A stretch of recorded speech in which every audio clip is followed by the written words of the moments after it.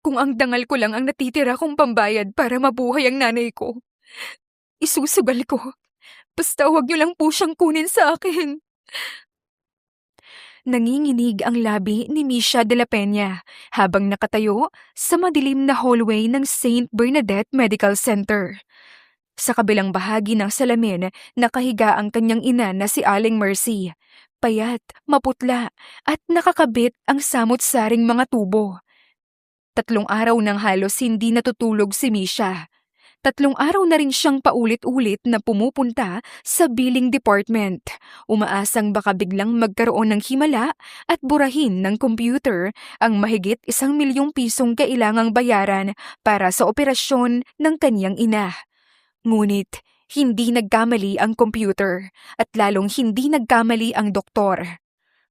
Misha, kailangan nating maoperahan ang mama mo sa lalong madaling panahon. Kapag nagkaroon pa siya ng panibagong komplikasyon, baka hindi na natin kayanin pa. Napapikit si Misha. Dok, pwede po ba kahit hulugan? Hindi ako ang nagdedesisyon tungkol sa billing, pero gagawin namin ang kaya namin. Kausapin mo rin ang social service. Nakipag-usap na po ako. Nakapag-file na po ako sa charity. Nakalapit na rin po ako sa munisipyo. Kulang pa rin po. Tahimik ang doktor at mas nakakatakot ang katahimikang iyon kesa sa anumang sagot. Pumasok si Misha sa silid. Bahagyang dumilat ang kanyang ina. Anak. Mabilis na ngumiti si Misha kahit nangingilid ang luha. Oh, ma, huwag ka namang ganyan kung tumingin. Hindi ka pa pwedeng mamatay, no? Hindi ko pa nababawi sa'yo yung 500 hiniram ko noong high school. May interes na siguro iyon, no? Grabe ka. Naka-ospital ka na nga, bes na suman ka pa rin. Ngunit, ilang segundo lang, bumagsak ang maskara ni Misha. Hinawakan niya ang kamay ng kanyang ina. Ma, kung gusto mo matakot ka, pero huwag kang susuko. Ako po ang bahala. Wala ka nang kailangang gawin. Sobra na. Hindi, ma. Misha, nung bata pa ako, ilang beses kang hindi kumain para lang may pangbaon ako. Naglalakad ka papasok sa trabaho para maibili mo ako ng libro. Ngayon, ako naman po, ma. Napapikit si Mercy habang tumutulo ang luha sa gilid ng mata. Huwag mong sisirain ang buhay mo para sa akin. Mahirap akong sirain. Para akong monoblock. Pangit pero matibay. Napangiti si Mercy. Ngunit nang lumabas si Misha ng silid, tuluyan na siyang napahagulgol. Sa banyo siya umiiyak. Tahimik, nakahawak sa bibig. Ayaw niyang marinig ng ina niya. Nang gabing yon, bumalik siya sa trabaho, sa Eclipse Lounge, isang high-end bar sa Makati. Waitress lamang siya roon. Sanay siyang makakita ng mga lalaking kayang gumastos ng presyo ng operasyon ng nanay niya sa iisang bote ng alak. Sanay din siyang ngumiti sa mga customer kahit masakit ang paa. Ngunit ng gabing yon, nilapitan siya ng kaibigan niyang si Trixie, isa sa mga entertainer ng bar. Mish, kung uutang ka, mas mahirap ako sa'yo. Hindi. May mga client, Mish. Anong client? VIP. Sobrang laki magbigay. Ayaw niya ng regular girls rito. Gusto raw niya ng yung hindi sanay. Hindi ako gumagawa ng mga ganoong bagay, Trixie. Alam ko naman. At hindi ako magsisimula. Pero kasi... Tahimik. Sa kamarahang sinabi ni Trixie ang halaga. Halos mabitawan ni Misha ang tray. Sapat iyon para sa malaking bahagi ng operasyon. Isang gabi? Hindi agad sumagot si Misha. Ang unang pumasok sa isip niya ay ang muka ng kanyang ina. Ang pangalawa ay ang takot. Ang pangatlo, wala na siyang ibang paraan. Makalipas ang 2 oras, nakatayo si Misha sa loob ng elevator ng isang 5-star hotel. Nakasuot siya ng simpleng itim na dress na hiniram kay Trixie. Hindi mapakali ang kanyang kamay. Misha de la Peña, congratulations.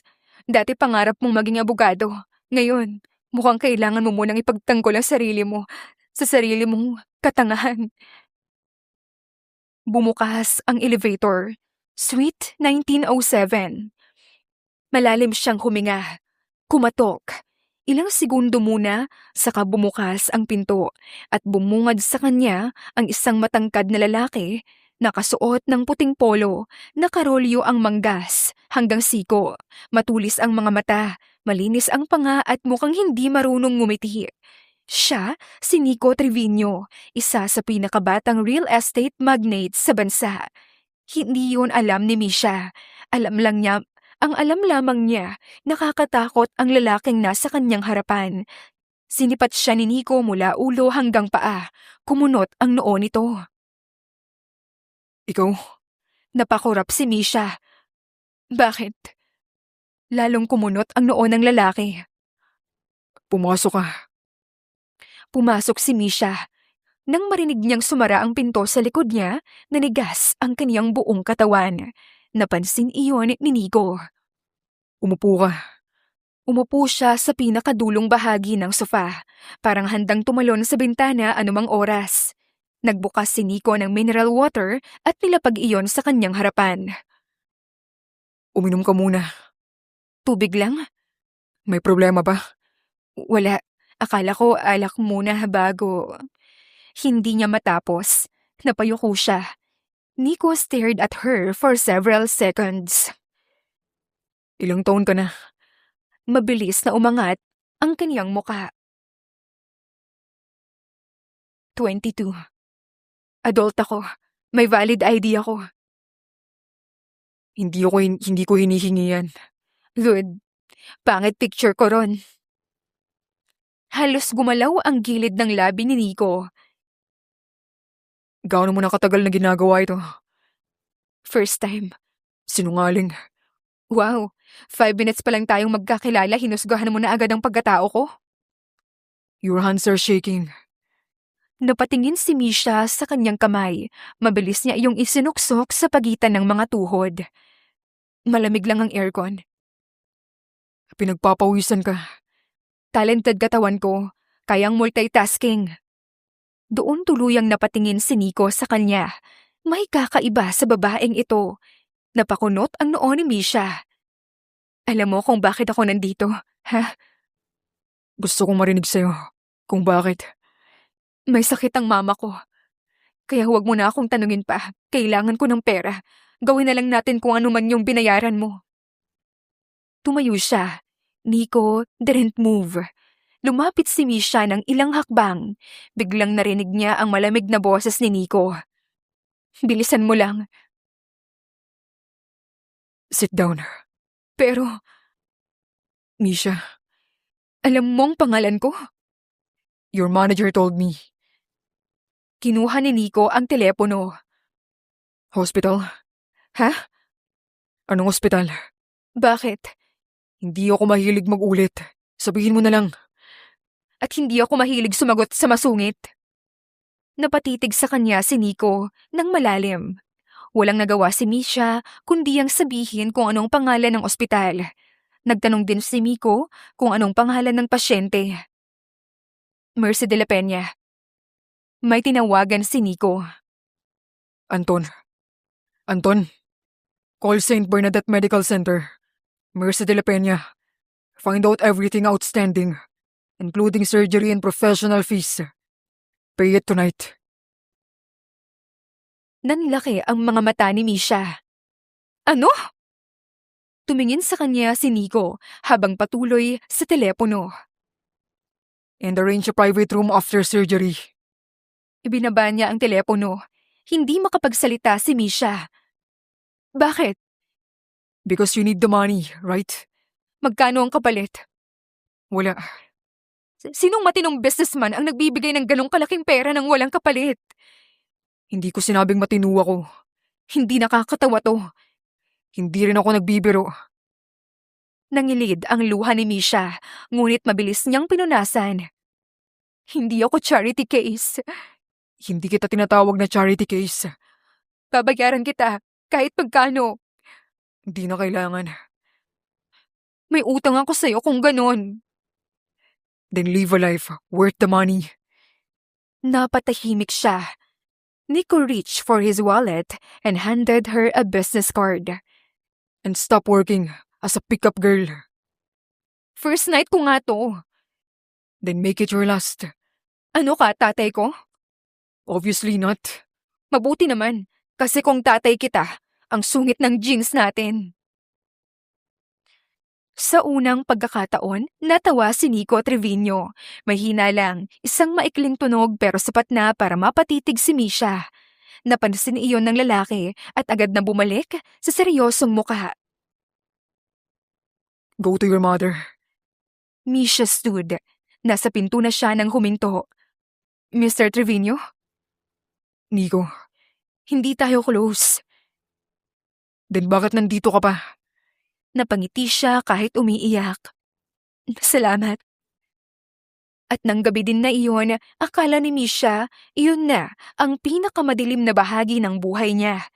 Ang hindi niya alam, iyon din pala ang gabing magsisimula ang pinakamagulo, pinakamasakit at pinakamasayang kabanata ng kanyang buhay. Matagumpay ang operasyon ni Mercy. Nang malaman ni Misha na bayad na ang lahat, mula operating room hanggang professional fees, halos habulin niya ang billing officer upang itanong kung may hidden camera. Sigurado kayong bayad na? Yes, ma'am. Wala akong kailangang hugasan na pinggan dito for 20 years. Napatawa ang babae. Pagkatapos ng ilang linggo, nakauwi rin si Mercy. Hindi sinabi ni Misha ang tunay na nangyari sa hotel. Ang sinabi lamang niya ay may isang lalaki na tumulong. At halos araw-araw mula noon, tinitingnan niya ang business card ni Nico. Nico Trevino, Chief Executive Officer ng Trevino Holdings Corporation. Isinearch niya iyon sa internet. Muntik niyang mabuga ang kape. Ma! Ano? Bilyonaryo pala yung tumulong sa'yo, ma. Talaga? Hindi na mapakali si Misha. Pagkaraan ng 2 araw, pumunta siya sa headquarters ng Trevino Holdings. Nasa ika-40 palapag ang opisina ni Nico. Sa reception pa lamang, alam niya nang hindi siya nababagay roon. Nakasuot siya ng mumurahing blouse, slacks at sapatos na halos pumutok na ang swelas. Do you have an appointment? Tanong ng receptionist. Wala po. Then I'm afraid, Mr. Trevino cannot see you. Sabihin mo, si Misha. Last name? De La Peña. May tinawagan ang receptionist. Ilang segundo lang. You may go in. Ganun lang? Mr. Trevino is expecting you. Expecting? Psychic ba siya? Pagpasok niya sa opisina, nakita niya si Nico sa likod ng napakalaking desk. Hindi man lang ito tumingala. You are 9 days late. Excuse me? Akala ko pupunta ka after your mother's surgery. Bakit, may attendance ba? I knew you'd come. Ang yabang mo talaga, no? Umupo ka. May pangalan ng chair. Misha, Fine. Umupo siya. Inilabas niya ang isang envelope. Promissory note. no. Basahin mo. Babayaran kita buwan-buwan. With what? Salary. From the bar? Waitress lang ako ngayon. Still no. Nainis si Misha. Ano bang problema mo sa pera ko? Your mother's medical expenses weren't alone. Di ako sanay naman nagbibigay sa akin. Then matuto ka. Napalunok siya. Nico opened a drawer. May inilabas itong folder. Your records. Kinuha yun ni Misha. Nanlaki ang kanyang mga mata. Naroon ang old college transcripts niya.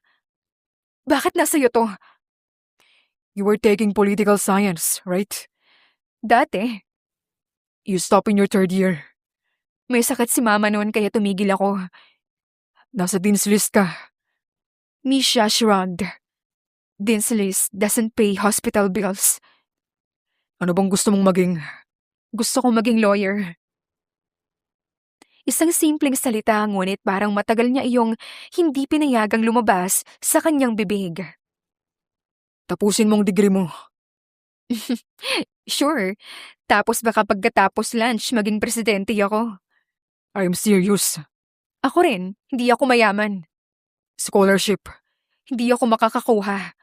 Nakuha mo na. Ano? Trevino Foundation.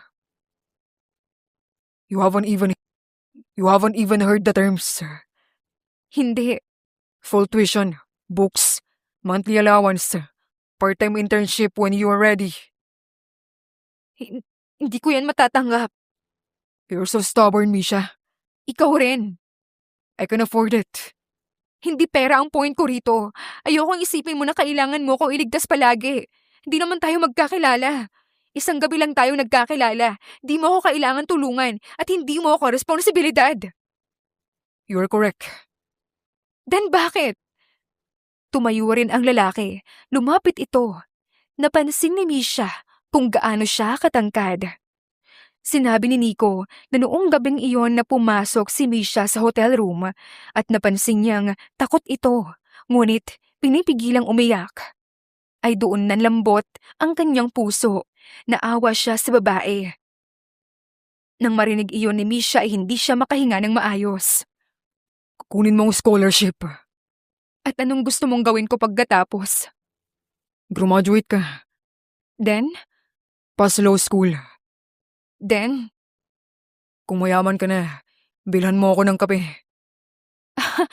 Kape lang? Yung large. Seryoso ka? Ngunit tinanggap niya ang scholarship. At sa unang pagkakataon, muling pinayagan ni Misha ang sarili niya na mangarap. Makalipas ang ilang buwan, bumalik si Misha sa university. Hindi madali. Sa umaga, klase. Sa hapon, internship sa legal department ng Trevino Foundation. Sa gabi ay nag-aaral siya habang inaalagaan ang kanyang ina. Pero masaya naman siya. May dahilan na siyang gumising bukod sa survival. At palagi niyang nakikita si Nico. Minsan sinasadya, madalas ay hindi. At halos bawat pagkikita nila ay nauuwi sa bangayan. Isang hapon, nakita ni Nico si Misha sa pantry habang kumakain ng instant noodles. Lunch mo yan? Hindi, decoration lang. Pati hindi ka kumakain ng tama. Bakit? Food police ka? Sumama ka sa akin. Ayoko nga. Misha, Nico. Napatigil ang mga empleyado sa paligid. Walang tumatawag sa CEO sa first name nito ng ganoon kadali. Pero wala talagang takot ang babaeng iyon. Makalipas ang 10 minuto, nakaupo sila sa isang mamahaling restaurant. Pagkakita ni Misha sa presyo ng steak, muntik siyang mawalan ng malay. 1,800? Baka kasama ang baka? order. May rice ka ba? Of course meron. Unlimited? Please don't embarrass me. Excuse me, ako ang nahihiya no. Halagang grocery namin to sa isang linggo, yung appetizer. Dumating ang waiter. For you, sir? Tenderloin, medium rare. And for the lady? Nagbukas ng menu si Misha. Kuya, may silog? Nanigas ang waiter. Nico covered his face. Joke lang. Same sa kanya. Pero well done. Ayoko ng baka na mukhang may chance pang mabuhay Napailing si Nico. Nang dumating ang pagkain, hindi sinasadyang may sauce pang dumikit sa gilid ng labi ni Misha. Napansin iyon ni Nico. Tahimik itong kumuha ng tissue at marahang pinunasan ang kaniyang bibig. Nanigas si Misha. Nanigas din ang waiter sa malayo. Anong ginagawa mo? May sauce ka. May kamay naman ako, kaya ko namang gawin yan. Apparently, you don't know how to use it. At At least, marunong naman akong ngumiti, no? Ngumingiti rin ako. Kailan? Sometimes. May witness ba? Napatawa si Nico. At mula noon, naging kakaibang routine ang mga simpleng lunch na yon. Nico would pretend they were business meetings. Misha would pretend she believed him. Hanggang isang gabi, nadatnan ni Nico si Misha na tulog sa library ng kumpanya. May mga libro sa paligid, may ballpen sa kamay, may sticky notes sa noo na nakasulat. Gisingin ako kapag abogado na ako. Hindi napigilang mapangiti ni Nico. Dahan-dahan niyang tinanggal ang sticky note. Nagising si Misha. Bakit nandito ka? Office ko to. Baka nakakalimutan mo. Ay oo nga. Tumayo siya ngunit nahilo. Mabilis siyang nasalo ni Nico sa bewang. Nagkadikit ang kanilang mga katawan. Napatitig sila sa bawat isa. Pwede mo na akong bitawan. Hindi siya nito binitawan. Pagod ka. Magpahinga ka. Heavy lang yung utak ko, maraming laman. And apparently no food. Kumain kaya ako. Coffee isn't food. Coffee is a lifestyle. Hinawakan ni Nico ang kanyang kamay. Come on. Saan? I'm taking you home. Hindi na kailangan, kaya ko namang umuwi ah. Not on a request. Bossy, You're stubborn. masungit ka. At nagbangayan pa nga sila, hanggang sa sumunod na nga sa kanya si Misha. Sa elevator, hindi napigilan ni Nico ang mapangiti. At mas lalo siyang ininis ni Misha dahil nakita yon. Huwag ka nga ngumiti, di mo bagay. Bakit? Mas nakakainis ka kasi gumagwapo ka kapag nakangiti ka. Unti-unting naging bahagi ng buhay ni Misha si Nico. Kapag may exam siya, may pagkain sa locker. Kapag gabi-gabi na ang klase, may driver na naghihintay kahit hindi niya hinihingi. Kapag masama ang pakiramdam ni Mercy, may doktor na biglang tumatawag. Ilaging sinasabi ni Nico na trabaho yon ng foundation. Pero isang araw, nahuli siya ni Misha. May lagnat si Mercy.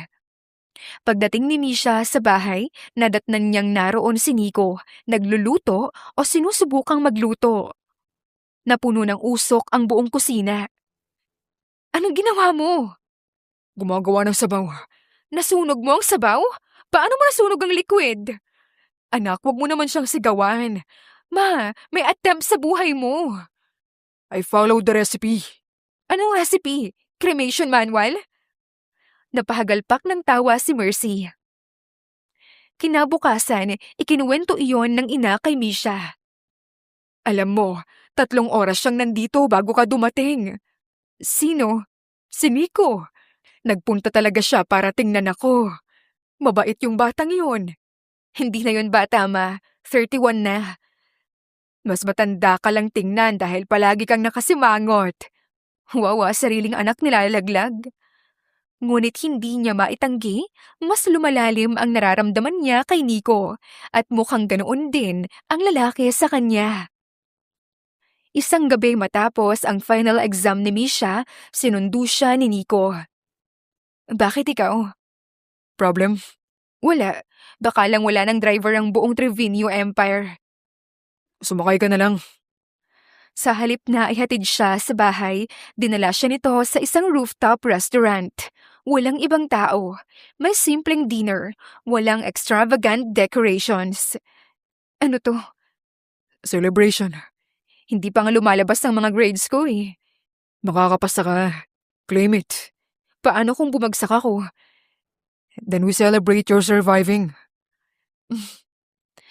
Napangiti si Misha. Habang kumakain, napansin niyang may box sa tabi ni Nico. Ano yan? Iniabot iyon ng lalaki. Binuksan niya. Isang fountain pen, may ukit, Attorney Misha de la Peña. Nangingilid agad ang kanyang luha. Hindi pa naman ako abogado eh. You will be. Paano ka sigurado? Because you don't know how to quit. Nico, Hmm? nung gabing nagkita tayo, hindi ko alam kung buhay pa si Mama ngayon kung hindi dahil sa'yo. No. You don't owe me anything. Alam ko, hindi ko naman sinasabi to dahil may utang ako sa'yo. Lumapit siya kay Miko, malalim na huminga at hinalikan ito sa pisngi. Nanigas ang lalaki. Thank you, Mr. Trevino. That's all. Ha? Nagsimula ka. Sandali. Hinalikan siya nito. Hindi marahas, hindi minadali. Ngunit sapat na para mawala sa isip ni Misha ang lahat ng batas na pinag-aralan niya. Pagkahiwalay nila, pareho silang hinihingal. Violation yun ah. Sa anong batas naman? Hindi ko alam, nabura lahat ng inaral ko. Then I should do it again. Subukan mo. Banta ba yan? Invitation. Muling yumuko si Nico at sa pangalawang halik, alam nilang pareho nang wala ng atrasan. Mabilis ang naging relasyon nila. Walang ilang buwang paligoy-ligoy. Walang what are we? Pagkatapos lamang ng 2 linggo, Be my girlfriend. ganoon lang. Ano pa ba? May flowers dapat eh. Chocolate. Ring. Natahimik ang lalaki. Nanlaki naman ang mata ni Misha. Hoy, joke lang yun. Girlfriend pa lang. So yes, Pwede. Misha. Oo na, girlfriend mo na ako. Ngunit may isang taong hindi natuwa. Si Doña Celestina Trevino, ina ni Nico. Isang matapang at elegante ngunit elitistang babae. Sa unang family dinner, parang job interview ang ginawa nito kay Misha. What does your father do? Wala po akong tatay. Deceased? Iniwan kami nung 7 ako, so technically, wala na po siya sa buhay ko. Your mother? Recovering pa po, dating seamstress. And you were employed in a bar? Tahimik. Alam ni Misha ang ibig sabihin nun. Waitress po. I've heard other things. Napatingin si Nico sa ina. Mom, Okay lang yun. Tumingin si Misha kay Celestina. Kung ang narinig niyo ay tungkol sa gabing nagkakilala kami ni Nico, yes, desperado ako that time. Hindi ko maipagmamalaki yon pero hindi ko rin kinakahiya ang ginawa kong paraan para subukang iligtas ang mama ko. that doesn't make you suitable for my son. Hindi rin po kayo ang jojowain ko. Napasinghap ang ibang bisita. Nico closed his eyes. Sorry po, reflex. You find this amusing? Hindi po pero ayoko rin yumuko dahil mahirap ako. Tumayo si Nico. We're leaving. Sa kotse, natahimik ito. Galit ka ba? Hindi. Sigurado ka? You lasted 38 minutes. Impressive. Akala ko sasabihin mong bastos ako. You were. Pero deserve niya yun. Napangiti si Misha. Ngunit hindi roon natapos ang problema. May isa pang babae. Si Bianca Madrigal, anak ng business partner ng mga Trevino. Matagal nang inaasahan ng pamilya na si Bianca ang pakakasalan ni Nico at hindi nito ikinatuwa ang presensya ni Misha. You know, he'll get tired of playing hero. Nagkita sila sa charity gala. Sino? Nico. Akala ko si Batman. You're a temporary in his life. Okay. That's it? Anong gusto mo? Umiyak ako dito? Hindi ka belong sa mundo niya. May entrance exam ba?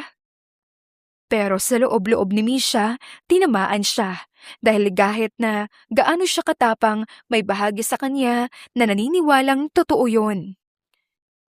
Lumipas ang mga taon, natapos ni Misha ang kanyang pre-law degree at nakapasok sa law school. Habang lumalalim ang kanyang pag-aaral, lumalalim din ang relasyon nila ni Nico. Naging tahimik na tahanan niya ang lalaki. Kapag overloaded siya sa readings, si Nico ang gumagawa ng kape.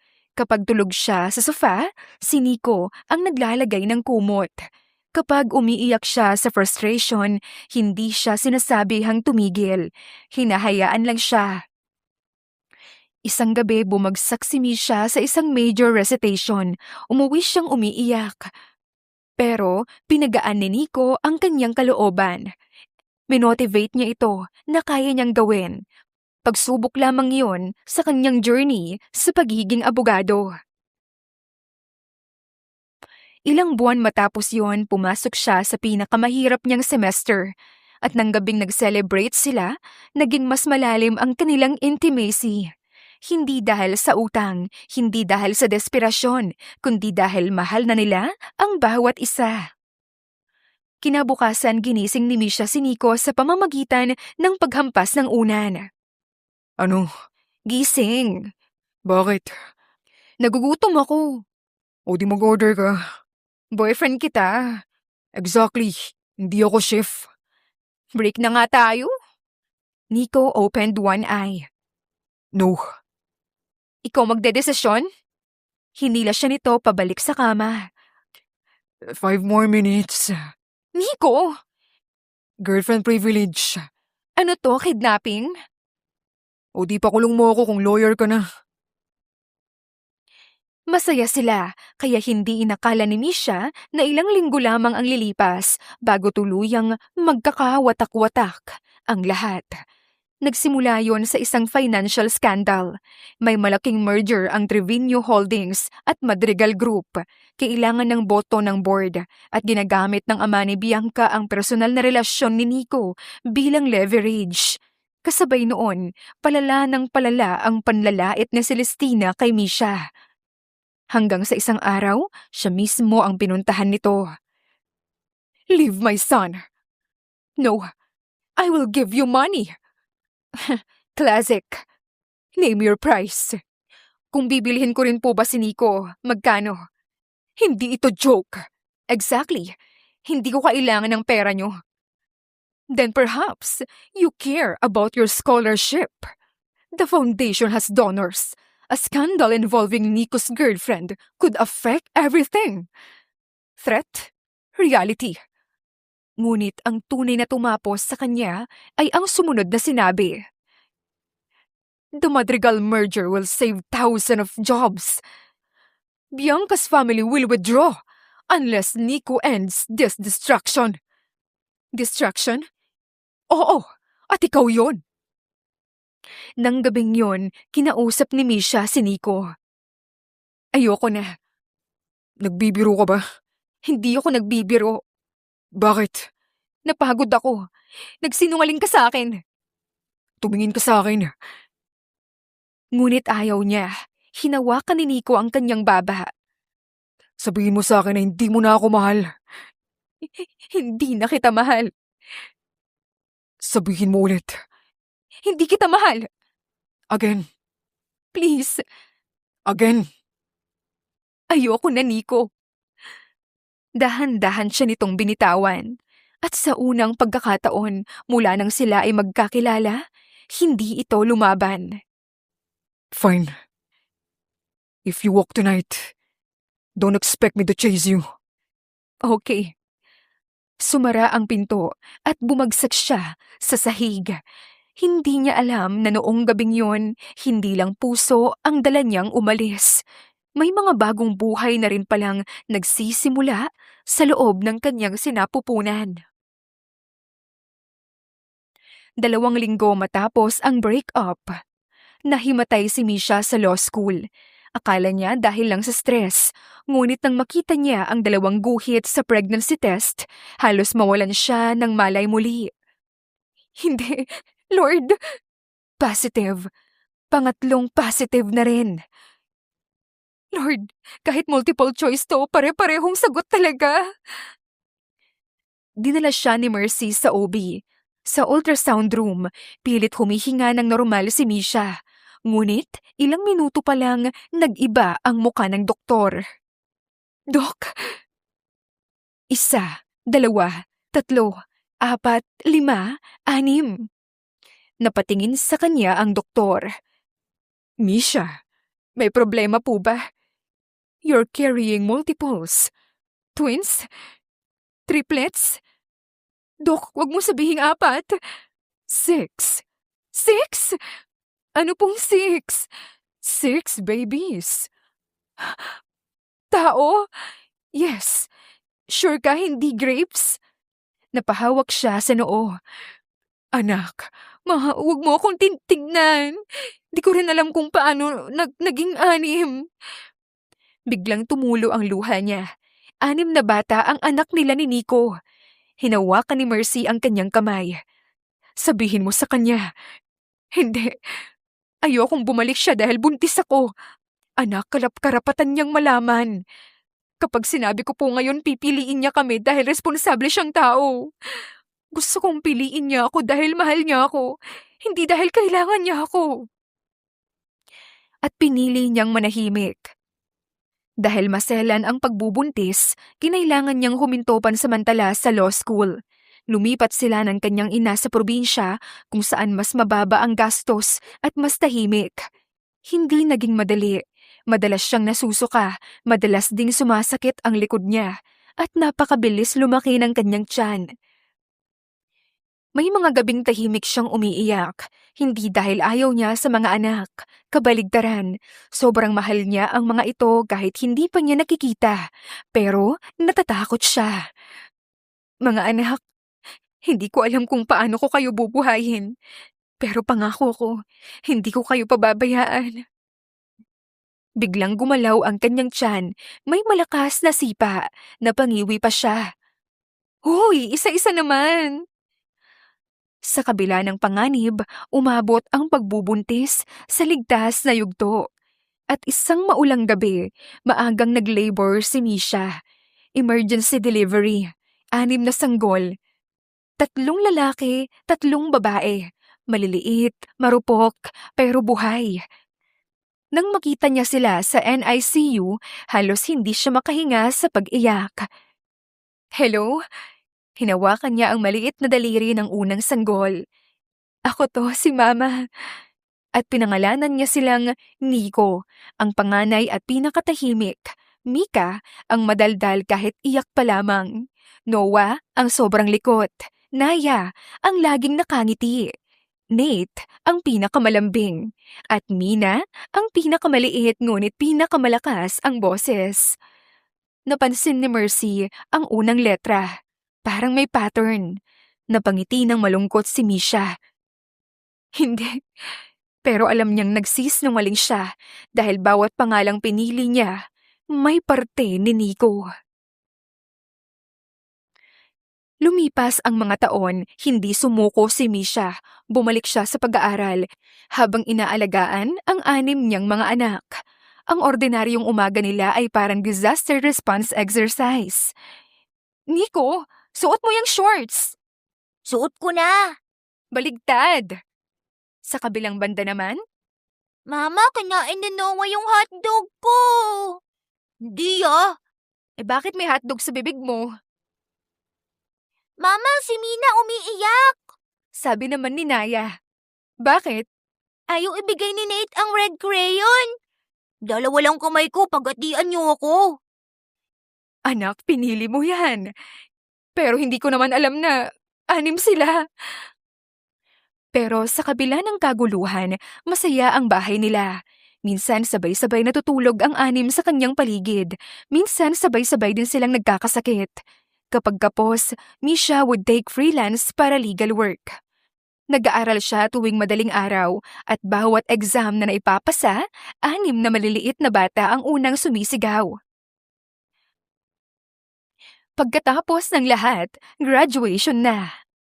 Pagkatapos ng graduation, nag-review siya para sa bar. Isang gabi, nadatnan siyang tulog sa mesa ng 6. May reviewer sa ilalim ng kanyang pisngi. Nagkatinginan ang mga bata. Shh! Kumuha si Naya ng maliit na kumot.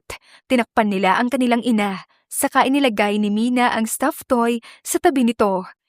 Kinabukasan ay nakita ni Misha ang note. Mama, magiging lawyer ka kasi ikaw ang pinakamatalino. Pero minsan nakakalimutan mo kung saan nilalagay ang cellphone mo. You're 6 babies. Umiyak siya. At ilang buwan matapos iyon, lumabas ang resulta. Pumasa si Misha de la Peña. Nang makita niya ang pangalan niya sa listahan, hindi siya agad nakasigaw. Umupo lang siya, tinakpan ang muka at humagulgol. Anak, abogado na po ako. Sabay-sabay silang nagyakapan. Mama, pwede kang manghuli ng bad guys? Bakit? Ayaw niya ako paglaruin habang class eh. Pwede mo bang kasuhan ng teacher ko? Valid si teacher, Noah. Sa gabing iyon, nang tulog na ang lahat, kinuha ni Misha ang lumang fountain pen. Attorney Misha de la Peña. Nakasulat iyon doon. Ito ang regalong binigay ni Nico, maraming taon na ang nakakalipas. Hinaplos niya yon. Tama ka. Ngunit ang hindi niya alam, malapit nang bumalik sa buhay niya ang lalaking unang naniwala sa kanyang pangarap at ang paraan ng pagbabalik nito dahil sa isang batang hindi marunong magtago ng sekreto. 7 taong gulang na ang 6 na bata at sa kanilang 6, si Nico ang pinakatahimik pero siya rin ang pinakamapagtanong. Isang araw sa school, gumawa sila ng family tree. Draw your mother and father. Tahimik lang si Nico. Pag-uwi ay tinanong niya si Misha. Mama, sino po ang papa namin? Nabitawan ni Misha ang kutsara. Ha? Oo nga. May papa po ba tayo? Siyempre meron. Baka superhero? Baka patay? Hoy, kayo may papa kayo. Nasaan po? Malayo siya. Sa Amerika? Mga bata pa kayo. Hindi nyo pa maiintindihan kapag sinabi ko sa inyo. Balang araw, ipapaliwanag ko rin sa inyo. Hindi yun sapat kay Nico. Makalipas ang ilang linggo, gumamit siya ng lumang laptop. May nakita siyang picture sa kahon ng kanyang ina, Misha at Nico. Sa likod, to the future attorney de la Peña. And tinype niya sa internet ang pangalan, Nico Trevino. Lumabas agad ang larawan. Nanlaki ang mga mata ng bata. Pareho sila ng mata, ng kilay, at halos pareho sila ng ekspresyon kapag seryoso. Tinawag niya ang mga kapatid. Guys, Dumagsa ang 5. sino yan? Sa tingin ko, papa natin. Mayaman siya. Ano yung mayaman? Tanong ni Misha mula sa kusina. Wala po. Wala po, Mama. Nabasa nila ang isang news article. Business tycoon Nico Trevino to announce engagement with heiress Joanna Villarreal. Nanlaki ang mga mata ni Nico. Mag-aasawa na siya. Hindi ba tayo invited? Rude. Nico found the company email at gumawa siya ng simpleng mensahe. Subject, are you my papa? Hello, Mr. Trevino. My name is Nico de la Peña. My mama is Nisha de la Peña. I saw your picture with her. We have the same eyebrows. I have 5 brothers and sisters. If you are our papa, please answer. Mama might get mad, so please, don't tell her I emailed you. Di niya alam na ang email ay na-forward diretso sa executive office. Ang hindi niya alam, nasa kalagitnaan si Nico ng pinakamahalagang board meeting nang mabasa iyon ng assistant niyang si Anton. Sir, later na. It's about Misha de la Peña. Tumigil ang buong mundo ni Nico. What did you say? Iniabot ni Anton ang tablet. Binasa niya ang email. 1 beses, 2 beses, sa ikatlo namumutla na siya. How old? 7 na po. Nagbilang si Nico. Biglang tumayo. Mr. Trevino, the vote! Sabi ng board member na naputol. Reschedule. Sir, this is a 3 billion peso. I said reschedule. Tinawagan niya ang numero sa signature email. Walang sumagot. Maya-maya, may ipinadalang panibagong email si Nico. May picture, 6 na bata.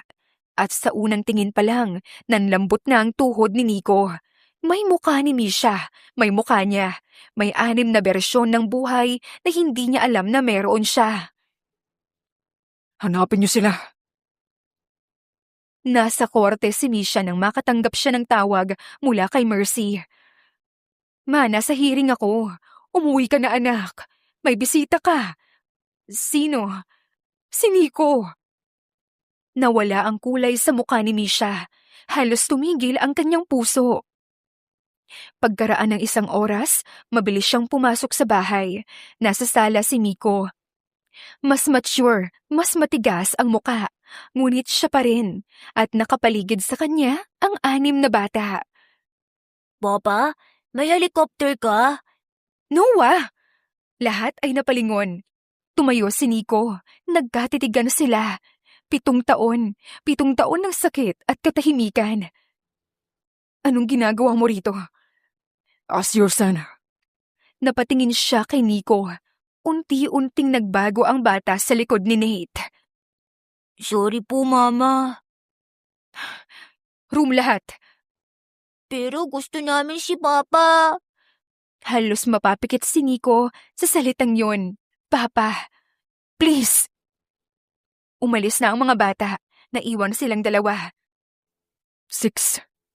6, Misha. Hinaan mo ang boses mo, please. I have 6 children.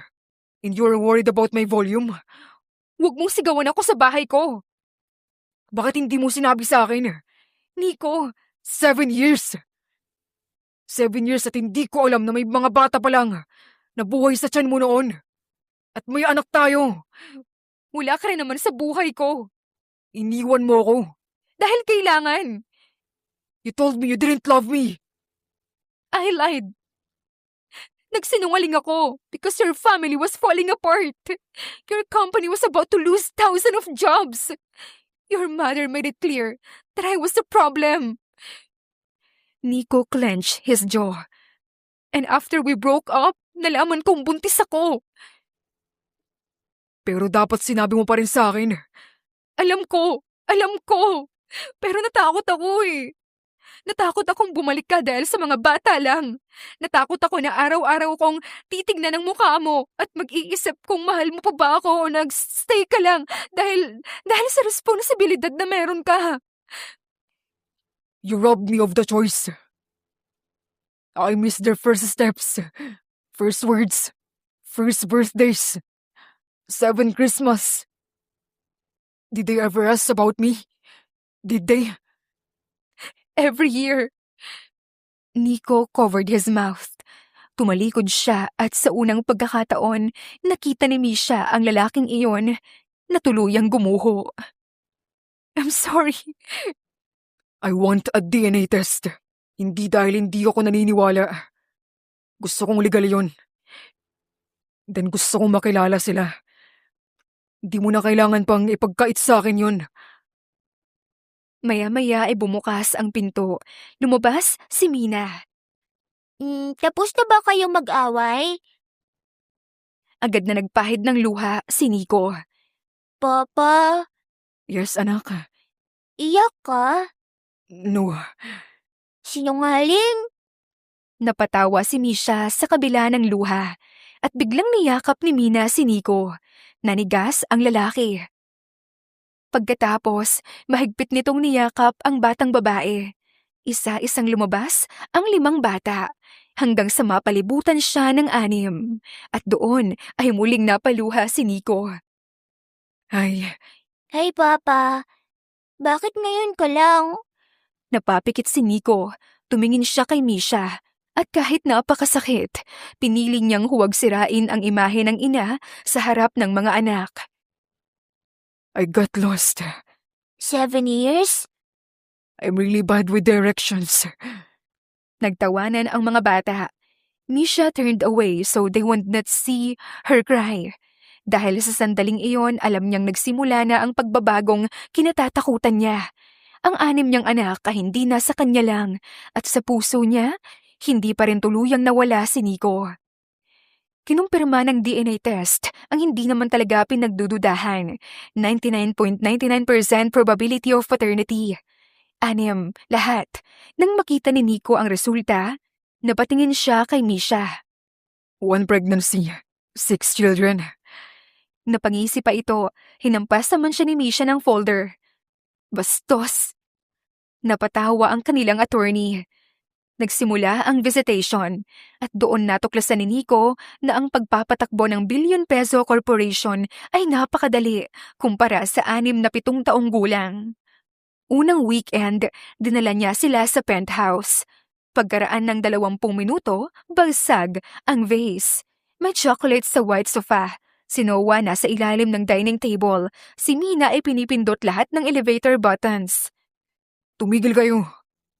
Galit na kayo, Papa? Hindi. Mukhang galit siya. This is my normal face. Kawawa ka naman. Pagkatapos ay oras na ng tulog. Pinapatulog niya na ang mga bata pero ayaw nila. Nagpatugtog pa sila instead. Tumakbo, nagtago. Tinawagan na nga ni Nico si Misha. Hello? Halika rito, pumunta ka rito. Bakit? Ang kukulit nila. Our children.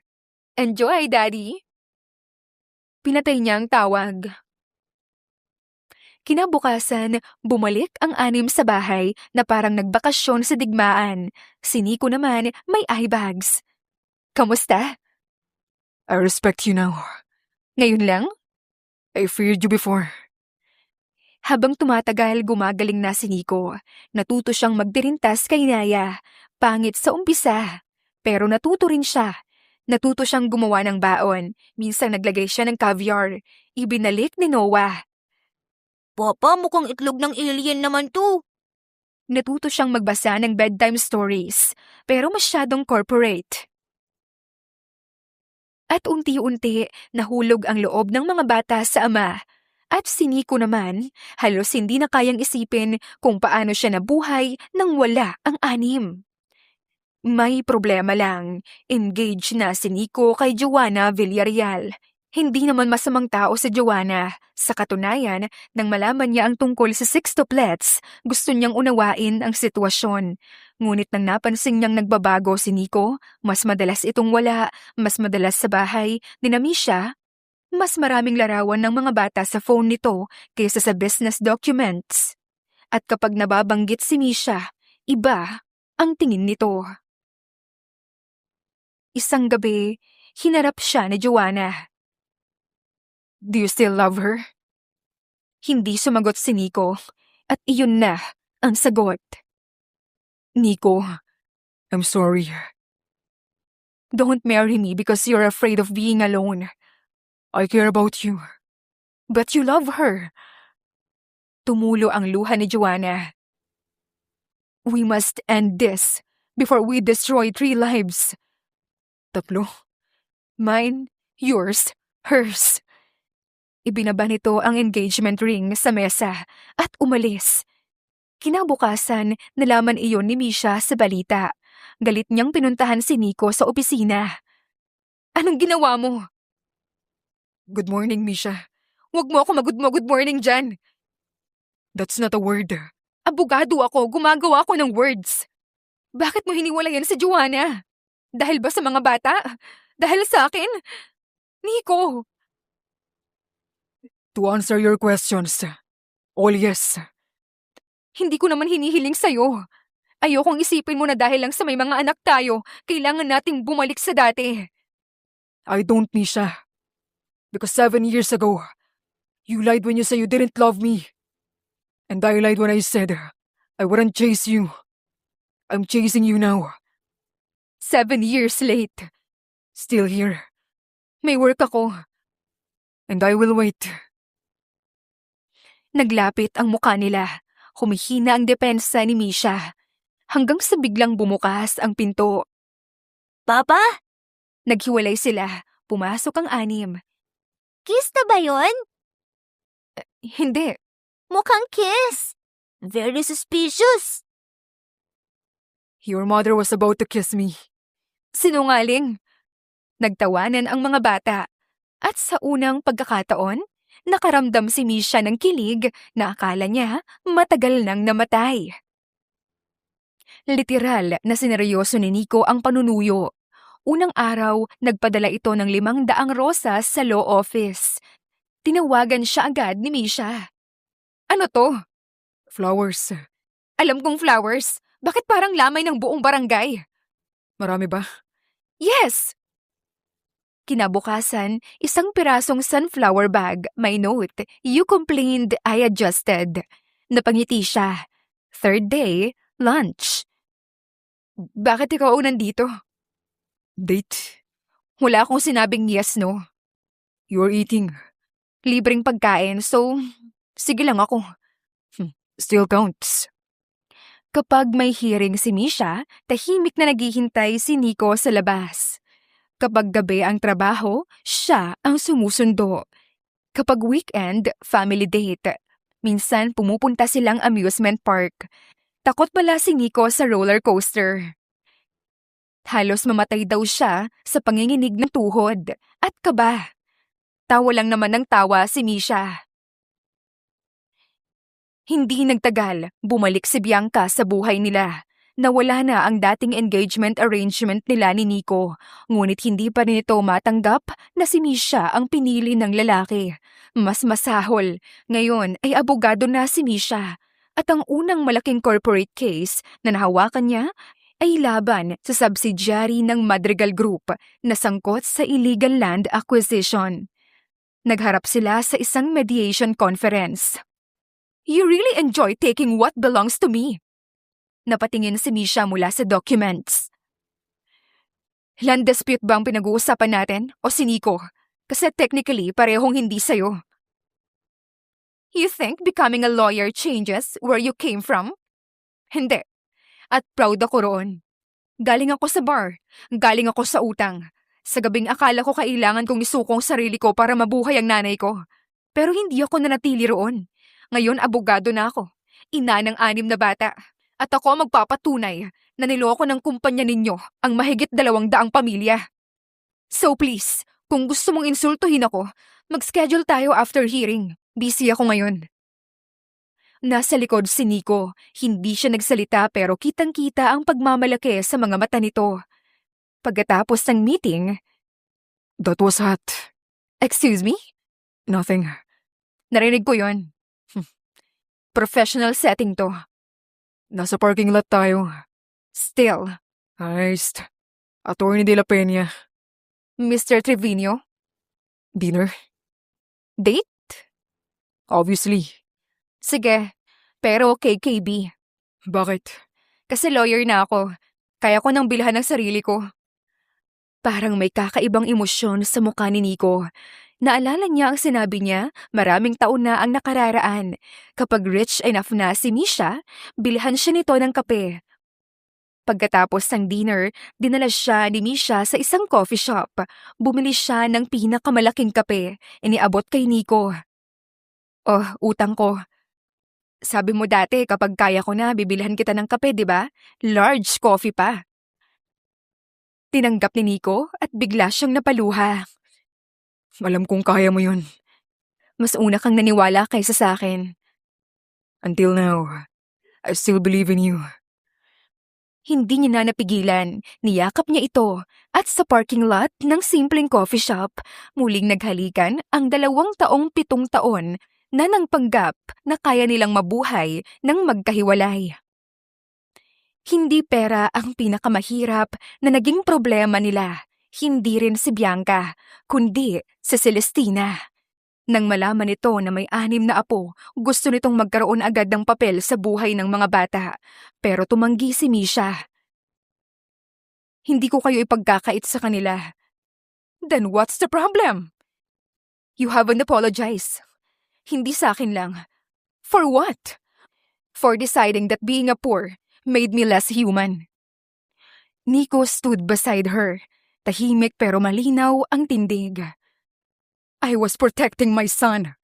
At kapalit noon, nawala sa kanya ang 7 taon na kasama ang mga anak niya. "You choose not to tell him." "Yes, at kasalanan ko yun. Pero huwag nating burahin ang dahilan kung bakit ako natakot noon." Makalipas ang ilang araw, na ospital si Mercy. Bumalik ang problema sa puso nito. At sa pagkakataong iyon, hindi na maliit ang risk. Miss siya sat beside her mother. Parang bumalik ang lahat sa unang gabi. Parehong hospital light, parehong takot.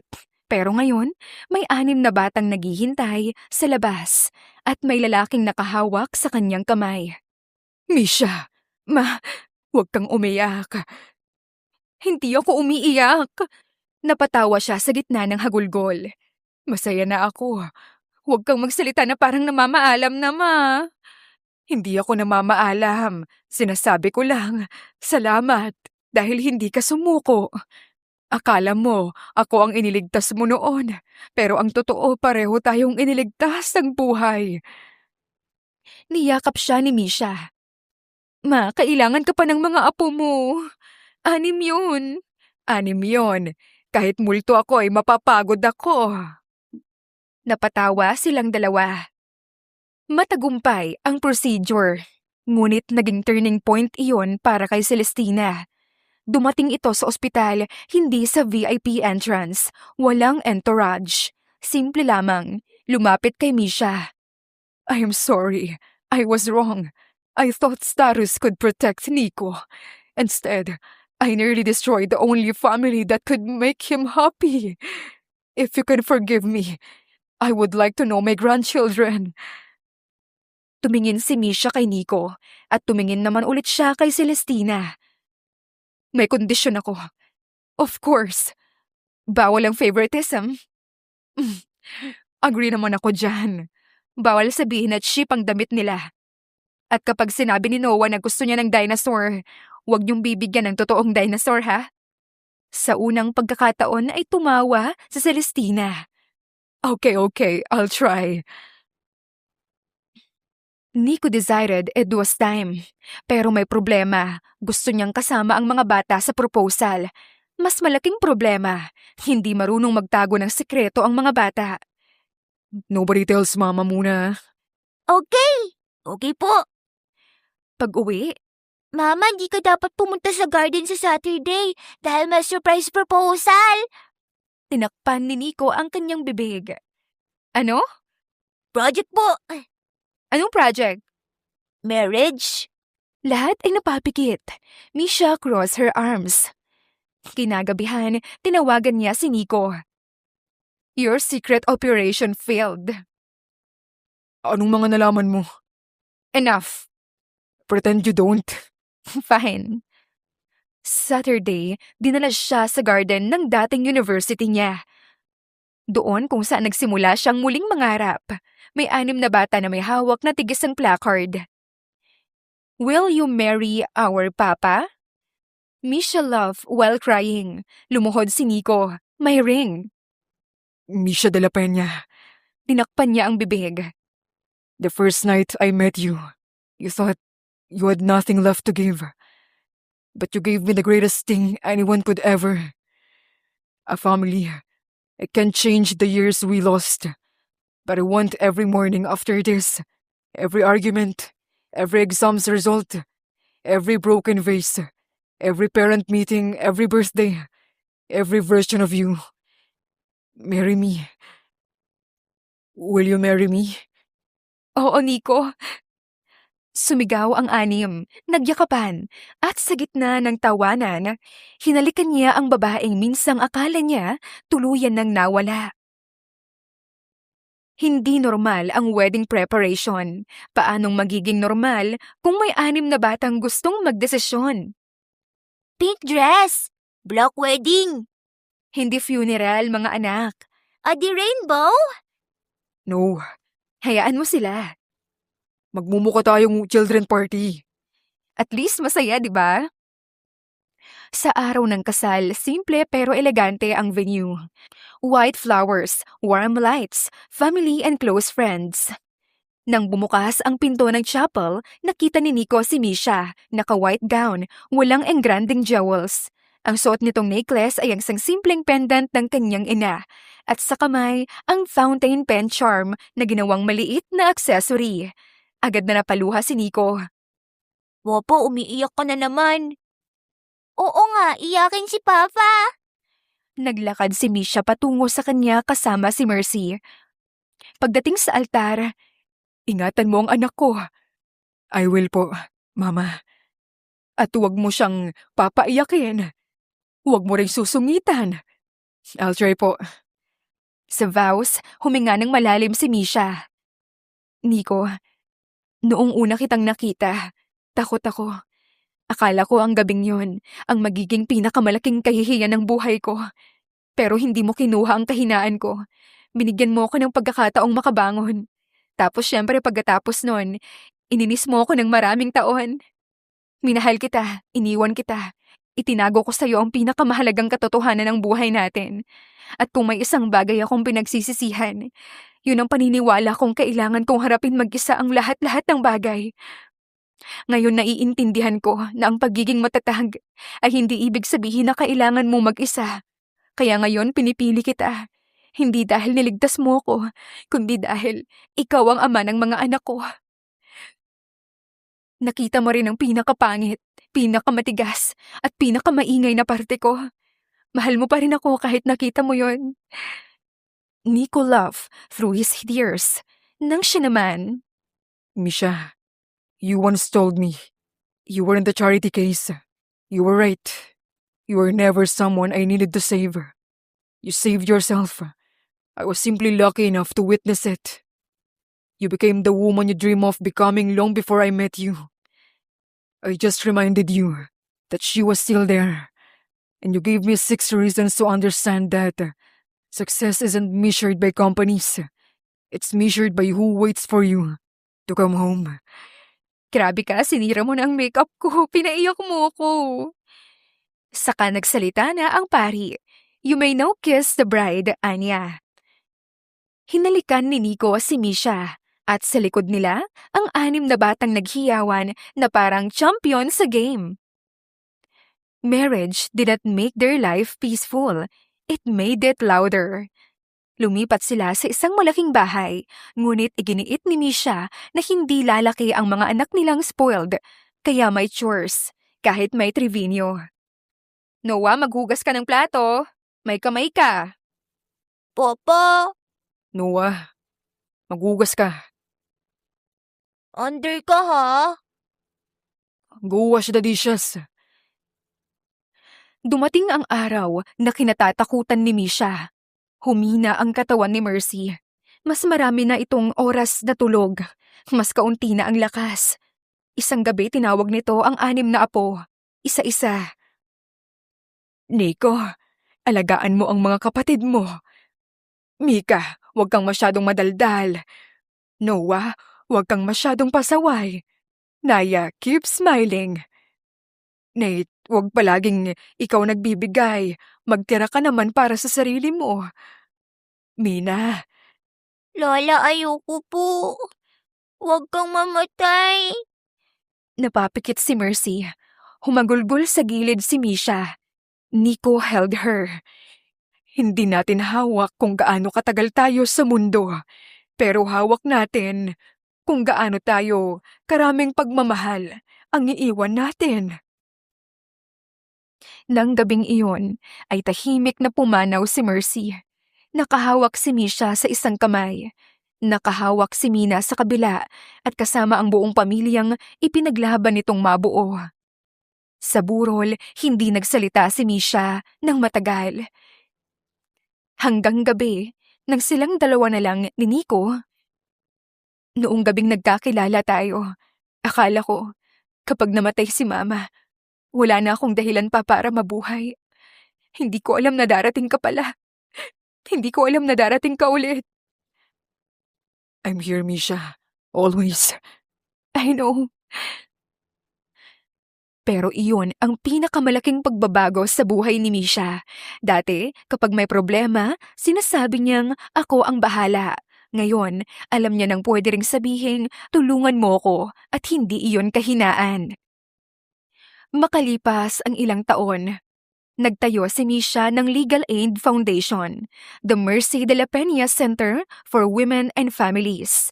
Libre ang serbisyo para sa mga babaeng biktima ng exploitation, domestic abuse, at financial coercion. Sa opening ceremony, nagsalita siya. Nasa harap sina Nico, Celestina at ang sextuplets. Maraming taon na ang nakalipas.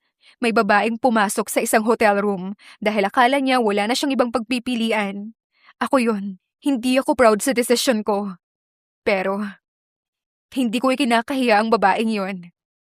Ang babaeng ako noon.